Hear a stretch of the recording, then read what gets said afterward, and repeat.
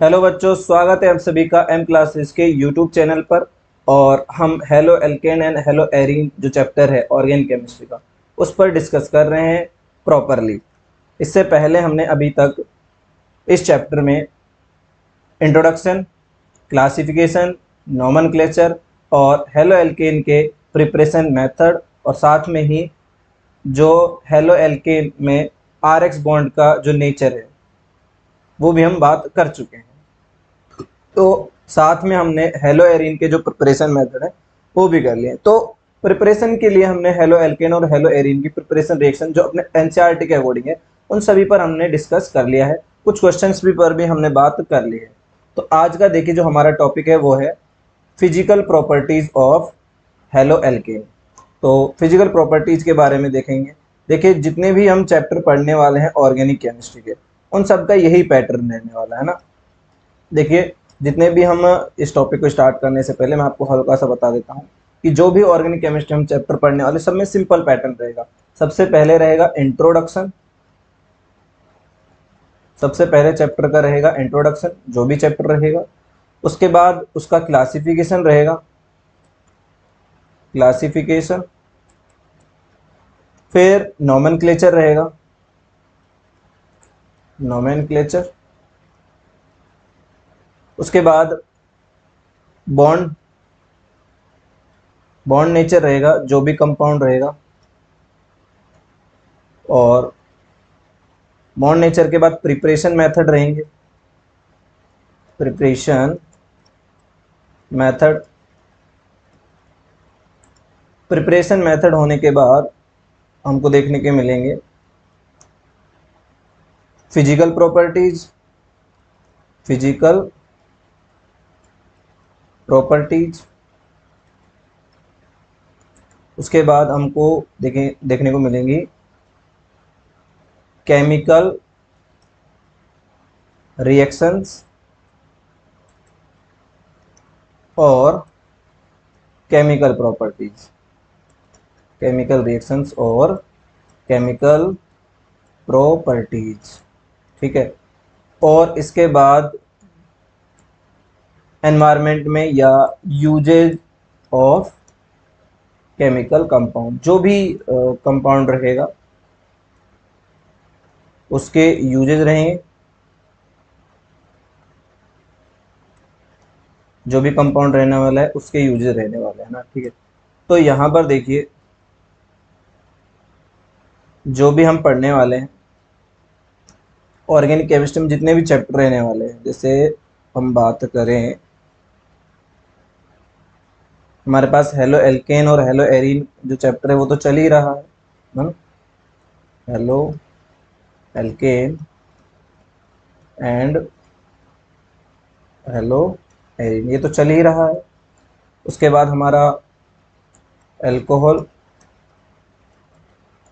Phenol और ether रहने वाला है। उसके बाद कार्बोक्सिलिक एसिड, एल्डिहाइड और कीटोन, ये चैप्टर रहेगा। और एक हमारा चैप्टर रहेगा एमीन ना। ये चार चैप्टर हैं जो रिएक्शन वाले चैप्टर है ना। इन चारों चैप्टरों में क्या होगा, ये मेथड, ये पैटर्न जो है फॉलो होने वाला है सभी चैप्टर्स में। तो जो हेलो एल्केन में ये पैटर्न है, सेम पैटर्न सभी चारों चैप्टरों में रहने वाला होगा। और लास्ट जो हमारा चैप्टर रहेगा इसमें वो रहेगा बायोमोलिक्यूल। ये एक चैप्टर रहने वाला है, वो एक अलग है जिसमें कुछ एक दो रिएक्शंस हैं, बाकी उसमें कुछ है नहीं। उसमें बायोमोलिक्यूल्स के बारे में। तो ऑर्गेनिक केमिस्ट्री में टोटल आप देख सकते हो कितने चैप्टर्स हैं, एक, दो, तीन, चार। चार चैप्टर रिएक्शन वाले हैं और एक बायोमोलिक्यूल, पांच चैप्टर्स हैं। तो इन चार चैप्टर्स में ये पैटर्न फॉलो होने वाला है। तो इसी तरह से हम सभी चैप्टर्स को पढ़ेंगे एक एक करके, अकॉर्डिंग टू एनसीईआरटी पढ़ेंगे, है ना। हम एनसीईआरटी के सभी जो कॉन्सेप्ट्स हैं उनको क्लियर करते हुए चलेंगे। तो आज का जो हमारा टॉपिक है फिजिकल प्रॉपर्टीज, उसके बारे में बात करते हैं। ये हमारा आज का टॉपिक है और इसके बारे में बात करते हैं। देखिए जो फिजिकल प्रॉपर्टीज हैं वो कौन कौन सी फिजिकल प्रॉपर्टीज हैं। वो देखते हैं कौन कौन सी फिजिकल प्रॉपर्टीज हैं जो हमको देखने को मिलती हैं। एक हमको देखने को मिलती है कलर, एक हमको देखने को मिलता है बॉइलिंग पॉइंट। ये फिक्स है, ये सभी में हमको देखने को मिलने वाला है ना। अगर हम बात करें ये सॉरी फिजिकल प्रॉपर्टीज़ के बारे में, तो कौन कौन सी प्रॉपर्टीज़ हैं। एक है कलर, कि कैसा दिखता है कंपाउंड। कलर एंड ऑडोर, ऑडोर मतलब इसकी स्मेल कैसी है, वो स्मेल है नहीं है, अच्छी है बुरी है, जो भी स्मेल उसकी होती है। उसके बाद देखिए एक इसकी प्रॉपर्टी हो जाती है बॉइलिंग पॉइंट। क्या हो जाता है? Boiling point. सबसे ज़्यादा इम्पोर्टेंट जो होता है वो बॉइलिंग पॉइंट और मेल्टिंग पॉइंट है, जो हमको हर चैप्टर में देखने को मिलेगा। सबसे ज़्यादा इम्पोर्टेंट जो एग्ज़ाम में क्वेश्चन आता है वो यहीं से आता है ना, बॉइलिंग पॉइंट और मेल्टिंग पॉइंट से। उसके बाद देखिए जो नेक्स्ट हमारी प्रॉपर्टी है वो रहेगी सॉल्युबिलिटी और डेंसिटी। एक है डेंसिटी, डेंसिटी, और एक प्रॉपर्टी हो जाने वाली है सॉल्युबिलिटी, सॉल्युबिलिटी। तो ये आपके सामने दिख रही होंगी आपको, मोस्टली ये हर चैप्टर में देखने वाले हैं आप लोग, ये सभी प्रॉपर्टीज। यहाँ पर ये प्रॉपर्टीज आपको देखने को मिलने वाली है। ठीक है, तो एक एक करके सभी प्रॉपर्टीज के बारे में बात करते हैं। तो फर्स्ट जो हमारी प्रॉपर्टी उस पर डिस्कस करते हैं। चलिए, पहली प्रॉपर्टी है कलर। तो देखिए जनरली जो मोस्ट ऑफ हेलो एल्केन होते हैं वो कलर लेस होते हैं। कैसे होते हैं? कलरलेस। तो लिख लेते हैं generally all halides are all halides are colorless in pure form। तो उनकी जो प्योर फॉर्म होती है वो कैसी होती है? कलरलेस होती है। मोस्टली जो एल्किल हैलाइड है, एल्किल हैलाइड है यहाँ पर, है ना, ये एल्किल हैलाइड। ठीक है, तो मोस्ट ऑफ जो जनरली एल्किल हैलाइड है वो कैसे होते हैं? कलरलेस होते हैं। लेकिन यहाँ पर जो इम्पोर्टेंट है वो क्या है, नोट करने वाली बात है कि जो ब्रोमीन और आयोडीन है ना, ब्रोमीन जो और जो आयोडीन के कंपाउंड्स हैं वो क्या होते हैं, जब लाइट के कांटेक्ट में आते हैं तो कलर शो करते हैं। क्या शो करते हैं? कलर शो करते हैं। But bromides and iodides, iodides develop colour when expose to light. जब इनको हम लाइट देते हैं तो ये क्या शो करते हैं? कलर शो करते हैं भाई। तो ये अपने आप में एक इम्पोर्टेंट बात हो जाती है अगर इसके लिए हम बात करें तो।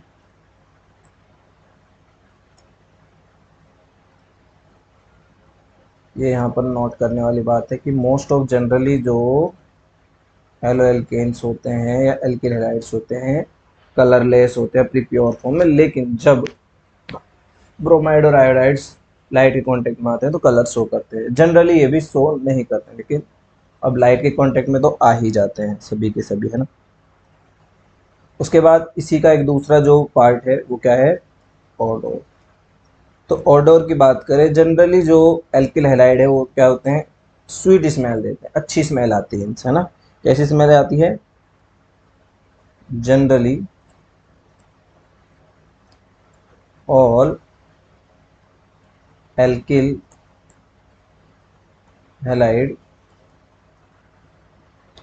Have sweet smell,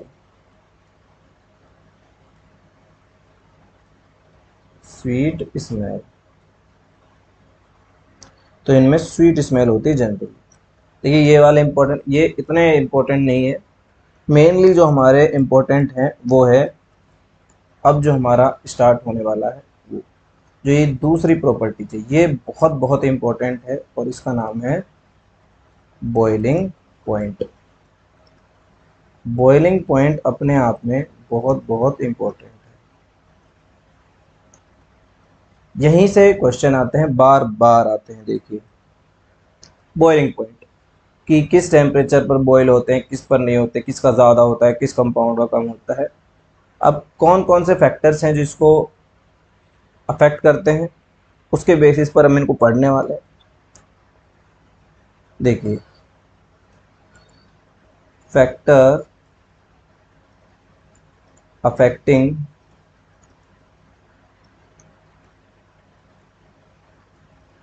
boiling point of halo alkane. देखो कौन कौन से यहाँ पर फैक्टर्स हैं जो इसको क्या करते हैं, अफेक्ट करते हैं। जनरली दो हेलो एल्केन के लिए हम शो करते हैं, दो फैक्टर हैं जो सबसे ज़्यादा इनको अफेक्ट करते हैं। कौन कौन से हैं? पहला है पोलैरिटी, क्योंकि हम जानते हैं कि जो एल्किल हैलाइड है या हेलो एल्केन है, इनका जो बॉन्ड होता है वो पोलर होता है, तो पोलैरिटी। और दूसरा इसी में होता है पोलैरिटी एंड मॉलिक्यूलर मास या मोलर मास। मोलर मास सभी को अफेक्ट करता है, किसी को भी। जैसे जैसे मोलर मास बढ़ता है तो बॉइलिंग पॉइंट इंक्रीज होता है, ये जनरल बात है ना। उसके बाद बात करें, दूसरा जो है वो इसमें इंपॉर्टेंट हो जाता है ब्रांचिंग। क्या हो जाती है? Branching of parent chain. Parent जो चेन है उसकी ब्रांचिंग यहाँ बड़ी इंपॉर्टेंट हो जाती है, कि जो ब्रांचिंग है ना, ब्रांचिंग इंक्रीज होने पर क्या होता है, बॉइलिंग पॉइंट डिक्रीज होता है। जनरली बात करें तो यहाँ पर जो बॉइलिंग पॉइंट है, यहाँ पर इनके लिए क्या होता है, इंक्रीज होता है। और इनके लिए अगर हम बात करें तो ये जो बॉइलिंग पॉइंट है ये कहता है इन्वर्सली प्रोपोर्शनल होता है। क्या होता है? इन्वर्सली प्रोपोर्शनल होता है किसके? ब्रांचिंग। जैसे जैसे ब्रांचिंग इंक्रीज होती है वैसे वैसे बॉइलिंग पॉइंट डिक्रीज होता है। और यहाँ अगर हम बात करें तो जो बॉइलिंग पॉइंट है ना, बॉइलिंग पॉइंट, खासकर हम बात करें मोलर मास की, तो ये मोलर मास के इंक्रीज होता है, तो डायरेक्टली प्रोपोर्शनल होता है। जैसे जैसे मोलर मास इंक्रीज होता है बॉइलिंग पॉइंट भी इंक्रीज होता है। एग्जाम्पल के साथ एक एक करके देखते हैं।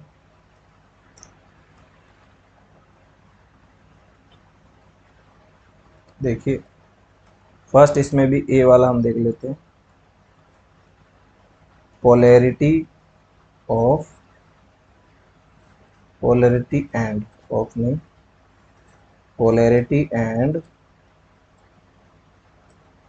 Molar mass of compound. तो हम जानते हैं कि जो पोलैरिटी है वो इंक्रीज होती है तो डाइपोल डाइपोल इंटरेक्शन भी इंक्रीज होता है। और पोलैरिटी की बात करें यहाँ पर, जनरली पोलैरिटी जो होती है इसकी क्या होती है, कम होती है। किससे? इसकी तुलना में, कार्बन ब्रोमाइड की तुलना में। इलेक्ट्रोनेगेटिविटी का असर है यहाँ पर। पोलैरिटी इलेक्ट्रोनेगेटिविटी के साथ रिलेट करती है। हम जानते हैं कि इलेक्ट्रोनेगेटिविटी इसकी ज़्यादा होती है, आयोडीन की कम होती है ना। यहाँ पर पिछला जो हमने कार्बन हेलोजन के जो बीच का जो बॉन्ड था उसके बारे में, नेचर के बारे में बात की थी। हालांकि इलेक्ट्रोनेगेटिविटी किसकी ज़्यादा होती है? क्लोरीन की। लेकिन फिर भी जो पोलैरिटी के मामले में डाइपोल डाइपोल मूवमेंट जो हमने देखा था वो किसका ज़्यादा था? कार्बन और क्लोरीन का ज़्यादा। इसलिए यहाँ पर ये क्या हो जाएगा, order of bond polarity. Order of bond polarity.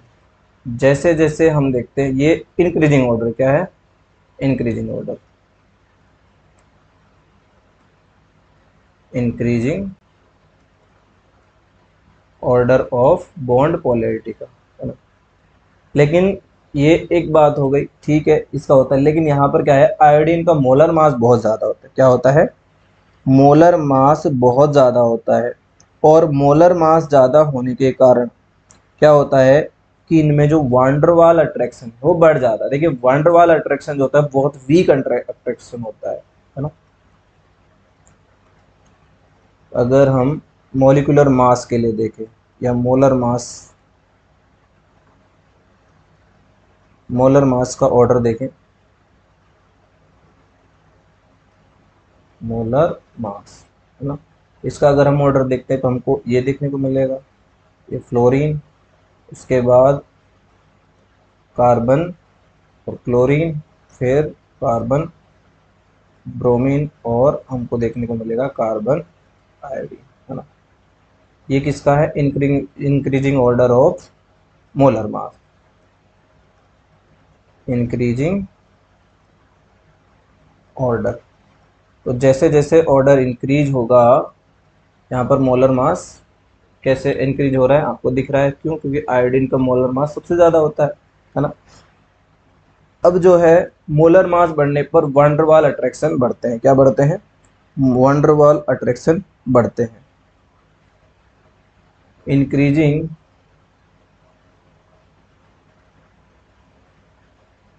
Molar mass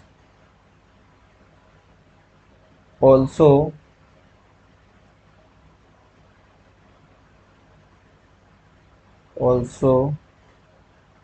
increase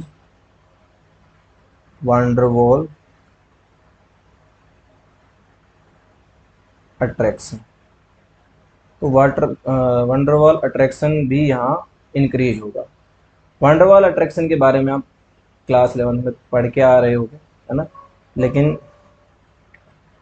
यहाँ अगर हम बात करें वंडरवॉल अट्रैक्शन के बारे में, तो ये एक वीक अट्रैक्शन होता है, और ये एक ही कंपाउंड के, मतलब एक ही मॉलिक्यूल जो होता है उसके मॉलिक्यूल्स के बीच में होता है। जैसे मान लो यहाँ पर अगर हम बात करें कि कार्बन कार्बन के जो कंपाउंड्स होते हैं या हेलो एल्केन के जो कंपाउंड्स होते हैं उनके बीच लगता है, तो ये मॉलिक्यूलर अट्रैक्शन होता है। क्या होता है, मॉलिक्यूलर अट्रैक्शन होता है।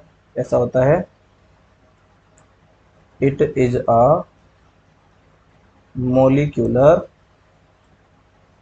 अट्रैक्शन, है ना। और ये क्या होता है, वीक अट्रैक्शन होता है। कैसा होता है, वीक अट्रैक्शन होता है, वीक अट्रैक्शन होता है। लेकिन ये अट्रैक्शन जो है, जैसे जैसे मोलर मास बढ़ता है और जैसे जैसे जो मॉलिक्यूल्स होते हैं उनके नंबर्स बढ़ते हैं, वैसे वैसे जो अट्रैक्शन ये बढ़ता जाता है। तो बॉइलिंग पॉइंट का जो ऑर्डर है हमारे लिए मेन वही है,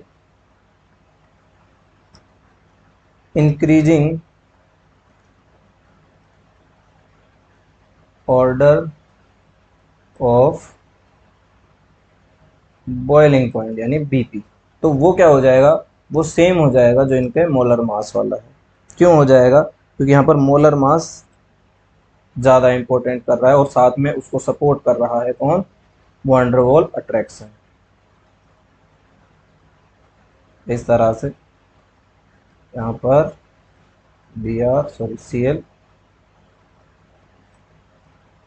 सी एल यहाँ पर आ जाएगा Br एंड यहाँ हो जाएगा Cl। तो इन सेम सेम जो कोई भी एल्किल ग्रुप होगा, जैसे इसको हम क्या कर सकते हैं, यहाँ पर मान लो हमने CH3 लिया है यानी कि मैथिल फ्लोराइड लिया है, यहाँ मैथिल क्लोराइड ले रहे हैं, यहाँ हमने मैथिल ब्रोमाइड ले लिया है, और यहाँ हमने ले लिया है मैथिल, और यहाँ क्लोराइड कैसा आ गया, यहाँ तो आयोडाइड आना चाहिए, आयोडाइड, ठीक है। तो यहाँ ये आ जाएगा मैथिल आयोडाइड। तो इस तरह से ये एक एग्जांपल के थ्रू हमने देख लिया, ये है इंक्रीजिंग ऑर्डर ऑफ ये कब है, ये आपको दिख रहा होगा, ये हेलोजन ग्रुप है। जब हेलोजन ग्रुप ग्रुप क्या हो, डिफरेंट हो और इक्वल क्या हो, एल्किल ग्रुप समान होने पर, है ना। When same alkyl group and different halogen atom या हेलोजन ग्रुप, जब डिफरेंट हेलोजन होगा और सेम एल्किल ग्रुप होगा तो ये वाला जो ऑर्डर है ये काम करने वाला है ना। दूसरा अब इसमें आता है, तो पहला हमारा हो गया पोलैरिटी एंड मॉलिक्यूलर मास। तो पोलैरिटी हमने बता दी है कि पोलैरिटी कैसे होती है, किसकी ज़्यादा होती है, पोलैरिटी वाला, लेकिन पोलैरिटी से काम नहीं चल रहा है यहाँ पर। मॉलिक्यूलर मास और जो वंडर वाल अट्रैक्शन है वो ज़्यादा इंपॉर्टेंट हो जाता है ना। और देखिए जो यहाँ पर ये आपको दिख रहा होगा पोलैरिटी, पोलैरिटी से क्या होता है, डाइपोल डाइपोल इंटरेक्शन भी होता है। क्या होता है, तो देखिए रीजन जो है इनके इंक्रीज होने के, बॉइलिंग पॉइंट के इंक्रीज होने के, यहाँ पर मैं अगर रीजन आपको बताऊं तो उस रीजन में हमको 2 पॉइंट मिलते हैं। एक तो dipole dipole interaction, interaction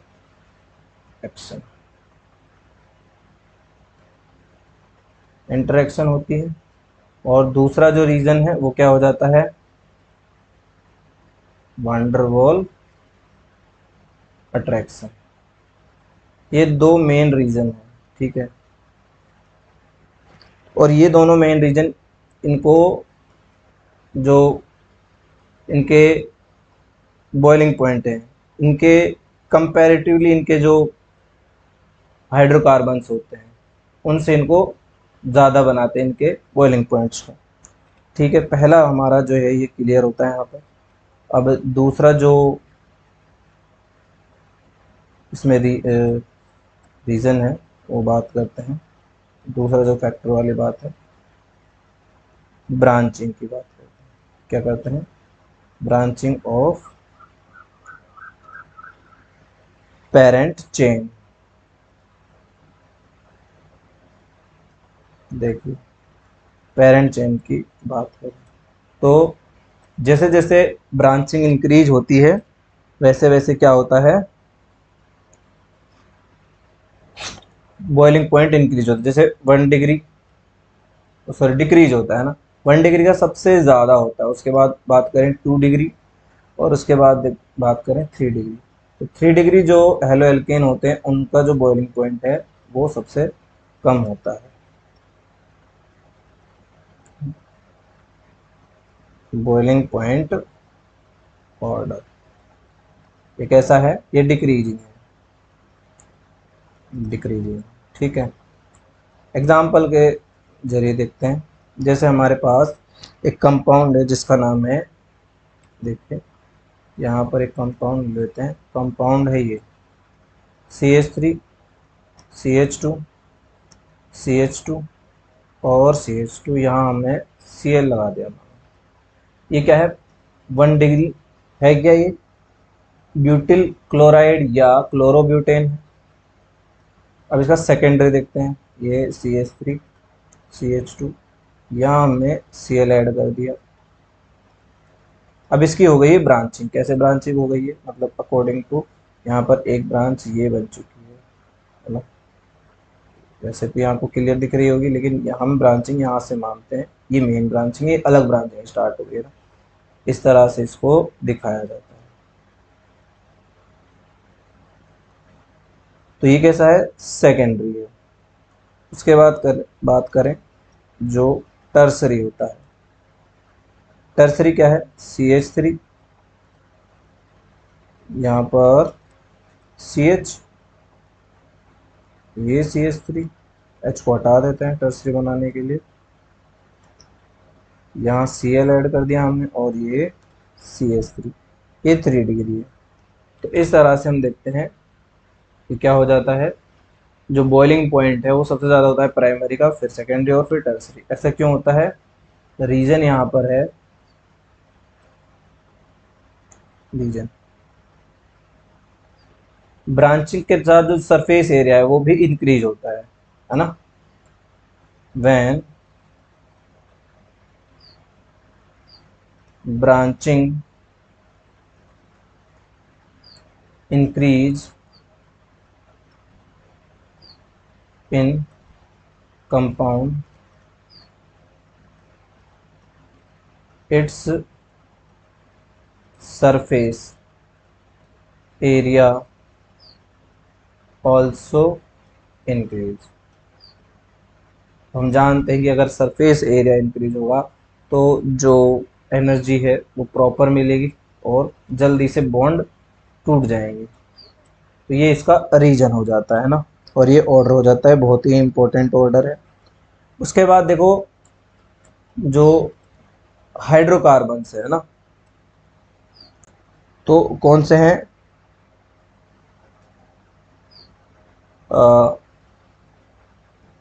comparatively comparatively boiling point of halo alkanes comparatively boiling point of haloalkanes are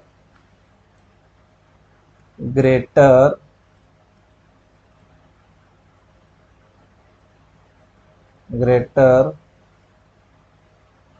than their equal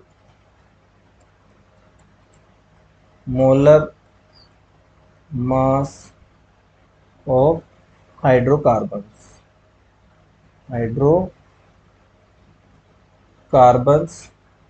और पेरेंट हाइड्रोकार्बन्स, मतलब जिनसे ये बने हैं,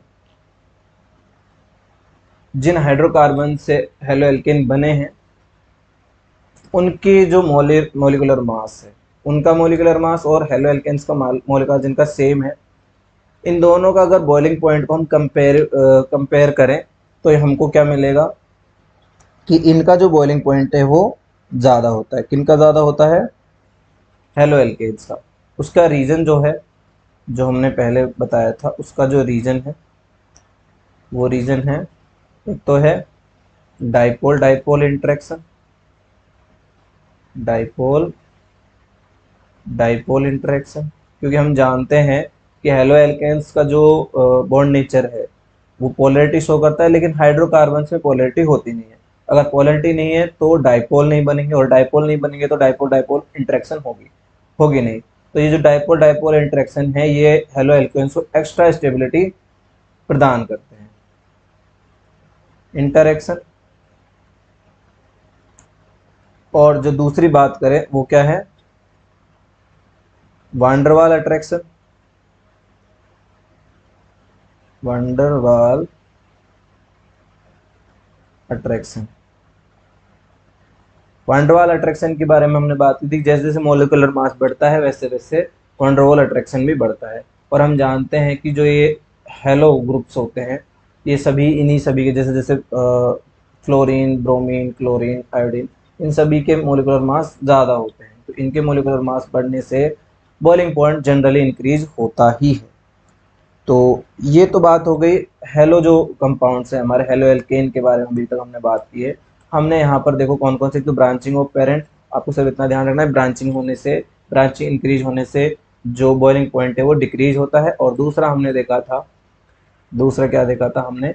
polarity and molar mass of compound. जो पोलैरिटी है, पोलैरिटी और मोलिकुलर मास इंक्रीज होता है, और हम जानते हैं कि फ्लोरीन से आयोडीन का मोलर मास बहुत ज़्यादा होता है, तो मोलर मास बढ़ने के कारण भी बॉइलिंग पॉइंट इंक्रीज होता है। यहाँ पर आप देख सकते हो कि हमने डिफरेंट क्या लिए हैं, हेलोजन ग्रुप लिए हैं और सेम एल्किल ग्रुप लिया है, लेकिन यहाँ हम देखेंगे हमने एल्किल ग्रुप हमारा सेम है। यहाँ इसको नोट डाउन भी कर देते हैं, same alkyl group and different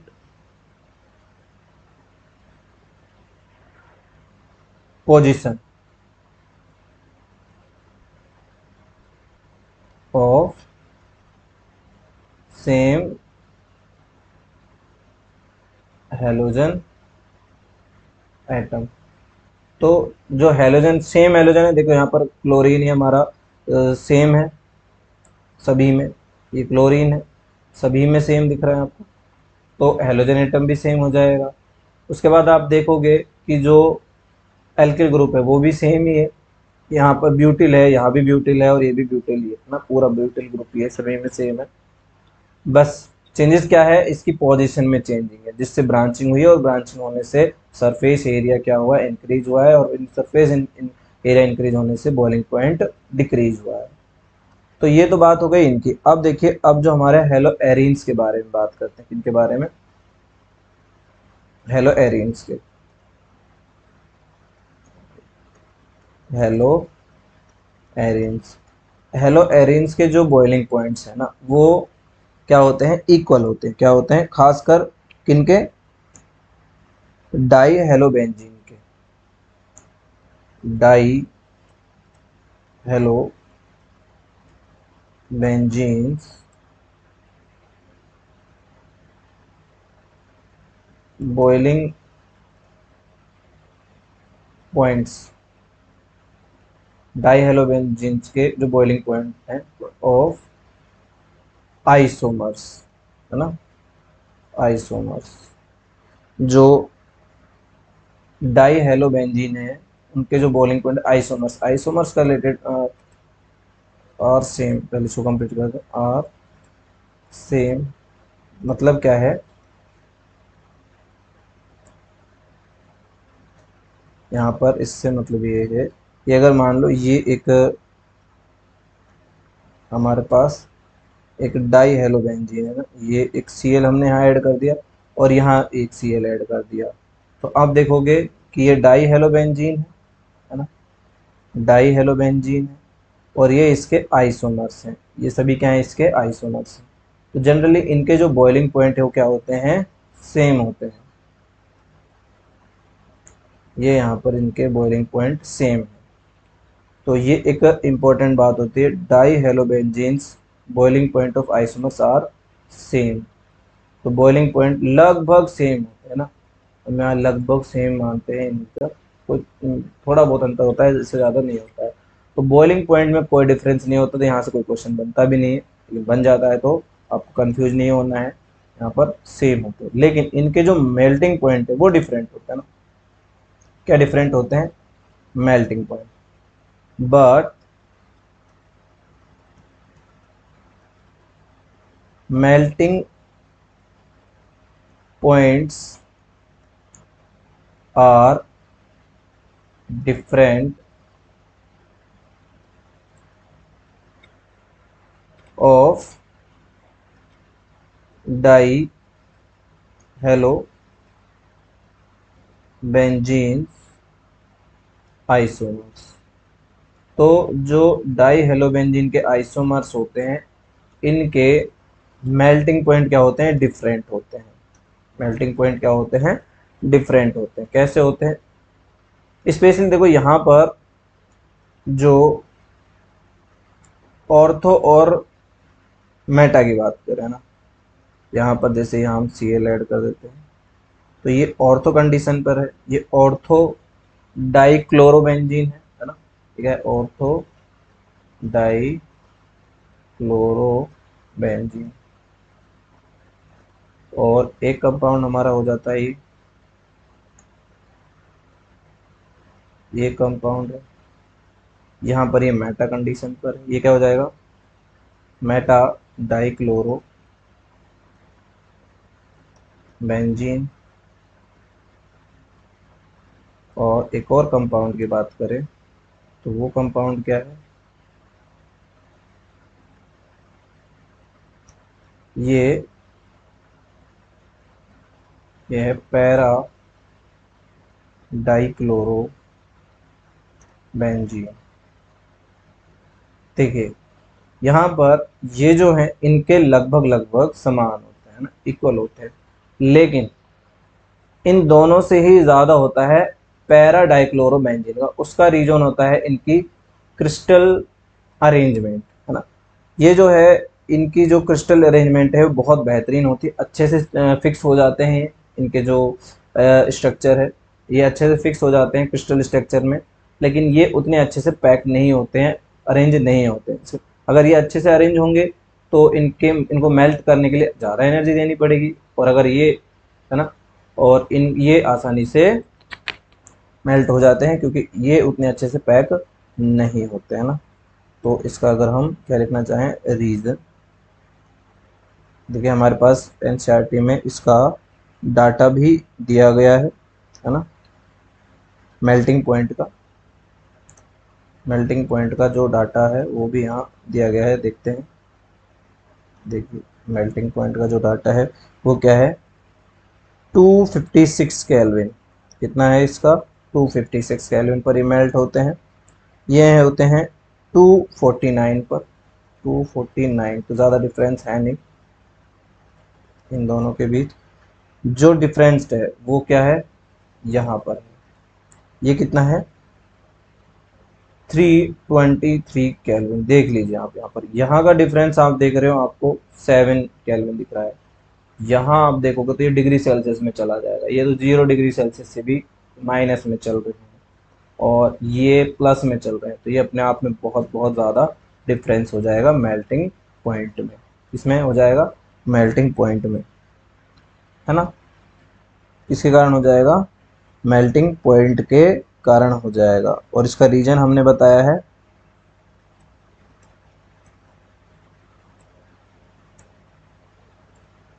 reason की बात करें ना, क्या रीजन है इसके पीछे, तो जो पैरा डाई हेलो बेंजीन है, इनकी जो पैकिंग है, पैकिंग का मतलब crystal structure, is better than ortho and Meta die hello benzene isomers. तो इनकी पैकिंग बहुत अच्छे से होती है, इनकी जो क्रिस्टल स्ट्रक्चर है वो ज़्यादा बेटर होती है, इसीलिए क्या होता है इनकी इनका जो मेल्टिंग पॉइंट है वो ज़्यादा होता है। ठीक है, तो आज हमने देखो बॉइलिंग पॉइंट के और मेल्टिंग पॉइंट के बारे में बात कर ली। अब हमारी एक सॉल्युबिलिटी बच रही है ना। तो सॉल्युबिलिटी के बारे में हम नेक्स्ट क्लास में डिस्कस करते हैं। और देखिए यहाँ से यहीं से क्वेश्चन आ रहा है। सॉल्युबिलिटी एक इजी सा टॉपिक है, बहुत बड़ा टॉपिक भी नहीं है। सॉल्युबिलिटी के बारे में बात करें, चलो बात कर ही लेते हैं, इसको भी ख़त्म कर देते हैं ना, इसको भी ख़त्म कर देते हैं। तो हमारा जो मेल्टिंग पॉइंट हो गया, बॉइलिंग पॉइंट हो गया, और ये चौथा पॉइंट है हमारा, है ना, डेंसिटी भी बच रहा है, solubility.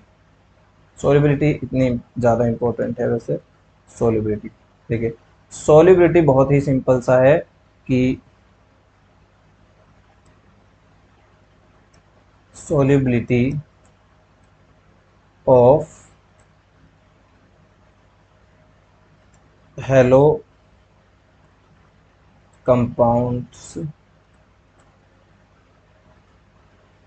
Are very less in water.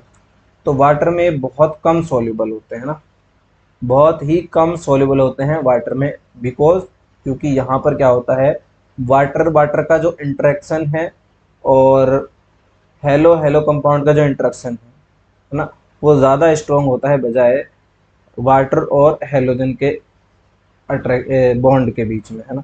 तो यहाँ पर इन दोनों में ये बहुत बड़ा डिफरेंस होता है, due to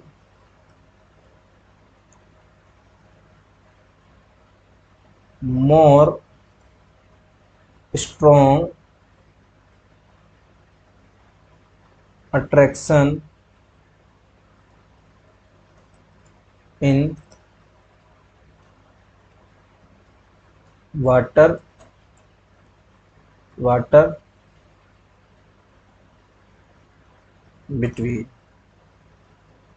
between in water and halo compound and water halo compounds comparatively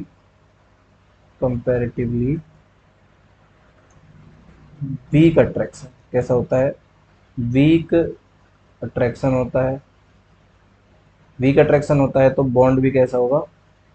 bond भी वीक होगा, है ना। और यहाँ पर जब बॉन्ड बनता है तो एनर्जी भी कम निकलती है ना? तो after bond forming energy release in less amount, कम मात्रा में एनर्जी निकलती है जब बॉन्ड फॉर्म होता है। बॉन्ड वही ज़्यादा स्ट्रॉन्ग होता है जब वो बॉन्ड बनने के बाद उससे जितनी ज़्यादा एनर्जी रिलीज होती है। उसके बाद बात करें तो solubility of halo compounds are very strong in organic solvents। organic solvents organic solvents में क्या होती है? जो सॉल्युबिलिटी है वो ज़्यादा होती है किनकी? हेलो कंपाउंड से। क्यों होती है आप जानते हो? लाइक डिजोल्व लाइक, है ना। ये जो कॉन्सेप्ट है आप लोग पहले से जानते हो, लाइक डिजोल्व लाइक। मतलब क्या होता है कि समान समान में घुलता है। वाटर वाटर में अच्छे से घुल पाएगा, और वाटर में डाइपोल सॉरी जो पोलर कंपाउंड्स होते हैं मोस्टली वो ज़्यादा अच्छे से घुल पाते हैं। लेकिन यहाँ पर ये हालांकि पोलर है लेकिन जो कार्बन है वो नॉन पोलर पोलरिटी शो करता है मोस्टली। और जैसे जैसे कार्बन के नंबर्स बढ़ते हैं उतनी ही ज़्यादा सॉल्युबिलिटी वो डिक्रीज होती जाती है ना। यहाँ पर बात करें तो ये तो ऑर्गेनिक सॉल्वेंट्स है, तो ऑर्गेनिक सॉल्वेंट्स है और हेलो कंपाउंड्स में भी ऑर्गेनिक है। ऑर्गन यानी कि जो कार्बन है वो उनकी नंबर्स बढ़ते जाते हैं, इनकी जो सॉल्युबिलिटी है वो भी इंक्रीज हो जाती है। उसका रीजन क्या है? जब बॉन्ड बनता है हेलो कंपाउंड्स और ऑर्गेनिक सॉल्वेंट्स के बीच में तो इन जो एनर्जी है वो भी मोर अमाउंट में रिलीज होती है। तो ये दोनों हो गए इसमें, मोस्ट इंपॉर्टेंट यही बातें हैं इसमें। ये दो चीज़ें बस आपको इतने ध्यान रखें, ऑर्गेनिक सॉल्वेंट में ये इनकी सॉल्युबिलिटी ज़्यादा होती है और वाटर में इनकी सॉल्युबिलिटी कम होती है। तो हमारे पास दो सॉल्वेंट्स होते हैं, वाटर एंड ऑर्गेनिक सॉल्वेंट। तो ऑर्गेनिक में ज़्यादा सॉल्युबिलिटी है ना, तो सोल्यूबिलिटी है ना किस किस में है? एक है वाटर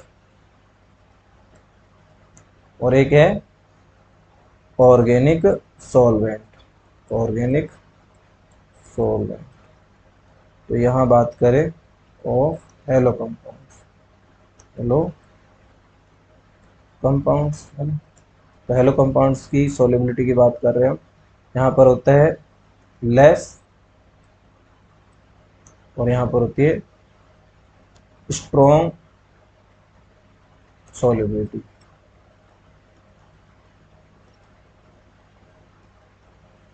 काफ़ी ज़्यादा होती है। ठीक है, ये हो गई। और एक हमारा लास्ट बच जाता है, फोर्थ है आई थिंक, फोर्थ नहीं फिफ्थ होगा। हाँ, ये क्या है? डेंसिटी।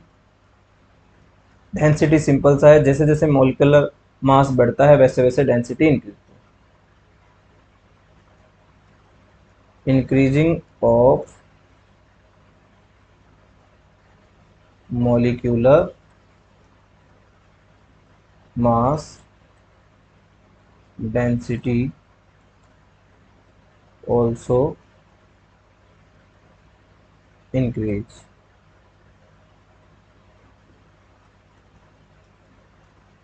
डेंसिटी इतना इम्पोर्टेंट भी नहीं है इस चैप्टर में, है ना, डेंसिटी उतना इम्पोर्टेंट नहीं है। तो सिंपल सी बात यह है यहाँ पर कि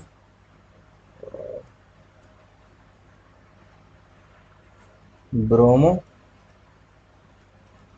iodo and bromo iodo and polychloro पॉलीक्लोरो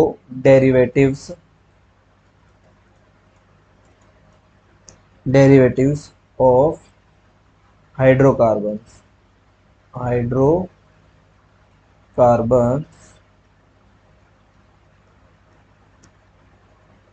are heavier than water से क्या होते हैं, हेवी होते हैं। क्यों होते हैं, क्योंकि इनका मोलर मास काफ़ी ज़्यादा है इससे। और हम जानते हैं डेंसिटी जो होती है ना, वो मोलर मास की क्या होती है, डायरेक्टली प्रोपोर्शनल होती है, मोलर मास। तो ये डेंसिटी का जो टॉपिक है, ये छोटा सा टॉपिक था, ये खत्म होता है। तो आज हमने सभी जो फिजिकल प्रॉपर्टीज है उनके बारे में हमने डिस्कस कर लिया है। उम्मीद है आप सभी को समझ में आएगा। इससे रिलेटेड और जो पिछले हमने प्रिपरेशन मेथड है उससे रिलेटेड क्वेश्चंस की क्लास हम नेक्स्ट जो हमारी क्लास होगी वही तरह से प्रैक्टिस क्लास होगी, क्वेश्चन डिस्कस किए जाएंगे और जितने भी अभी तक हमने कॉन्सेप्ट पढ़े हैं उनको टेस्ट किया जाएगा, कितना अच्छे से आपको समझ में आया है, कितना अच्छे से समझ में नहीं आया। अगर आपको ये क्लासें इम्पैक्टफुल लग रही हैं और आपको ये हेल्प करनी है अंडरस्टैंड करने में और आपके नोट्स बन रहे होंगे मुझे उम्मीद है, तो प्लीज़ चैनल को सब्सक्राइब और लाइक कीजिए। और जो भी आपकी क्वेरीज हैं, जो भी आपके डाउट्स हैं, वो कमेंट बॉक्स में ज़रूर बताइए। धन्यवाद।